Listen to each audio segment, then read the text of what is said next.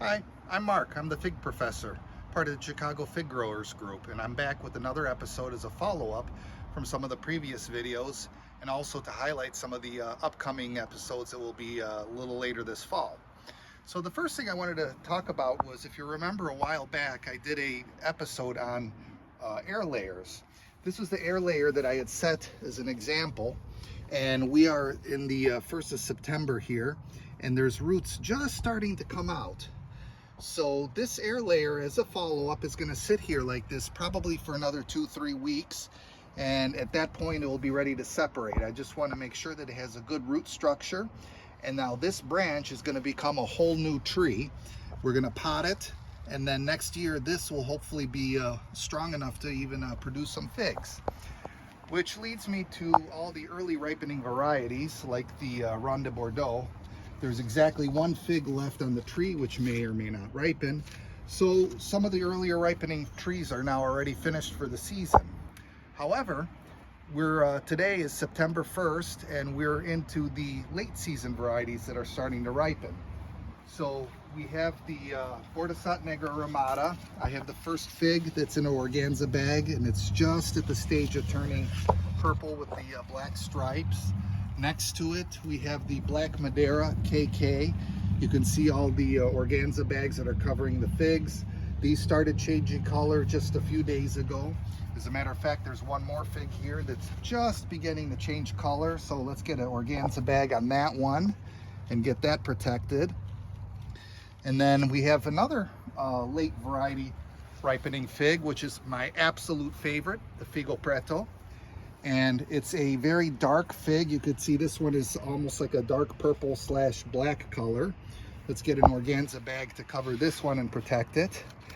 And all these later ripening figs now are going to ripen through the month of September. If we have an Indian summer or it stays warmer, hopefully I'll be able to harvest almost all the figs. That is the drawback, is that some of the late varieties are higher quality figs. They taste absolutely fantastic, but we're kind of at the end of the season, so it's a 50-50 as to how much you may get off of the tree.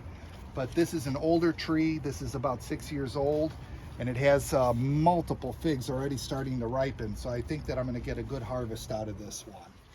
And then as we go back, if you remember the Basilica Sica, the Greek green fig that I had a special video on, that too is now really coming into its own.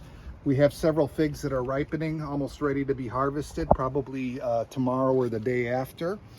And here finally we have the cuttings that have really grown remarkably well.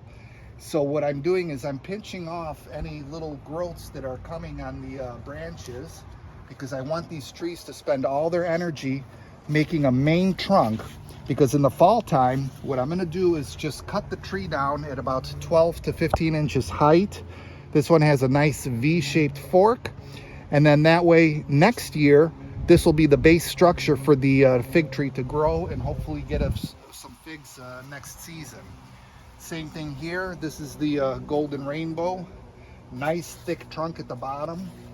We're going to cut it down here low so we have a main trunk, and then the same thing, we're going to train these branches to grow out real nice. So that's it as far as the follow-up. There's not much going on other than harvesting the later variety figs. And as I had said, I will be making follow-up videos for the fig trees in terms of when to prune them and how you can keep the cuttings and root those to make new fig trees. And we will be doing some root trimming with some of the select varieties that have become root bound. One last thing I'd like to add. We are again, 1st of September. Yesterday I gave my last dose of fertilizer. I gave a little bit of a booster amount, and now I'm not going to fertilize them except in the winter time when I do the root cutting. I may mix some fertilizer into the soil so then they wake up from dormancy. They'll be ready to go. I will have probably, like I said, in another 2-3 weeks more videos to come. Hopefully again you found this video informative. Thank you to my subscribers and those that are watching. Have a good day.